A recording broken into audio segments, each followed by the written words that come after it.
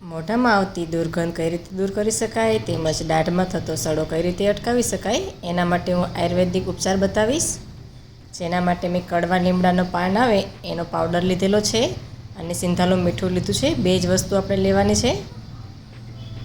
એક ભાગનું સિંધાલું મીઠું લેવાનું છે અને 2 ભાગના કડવા લીમડાના પાન હોય એનો પાવડર લેવાનો છે।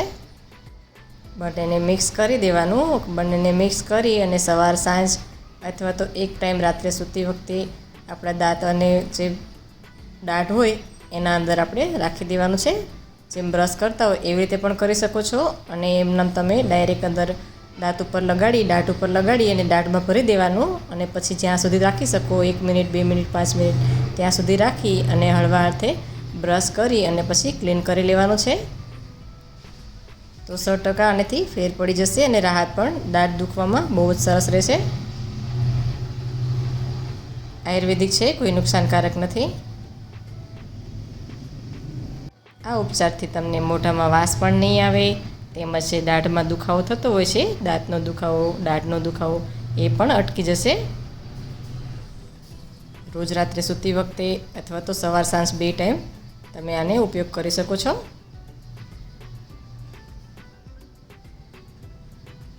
આયુર્વેદિક છે, કોઈ નુકસાનકારક નથી।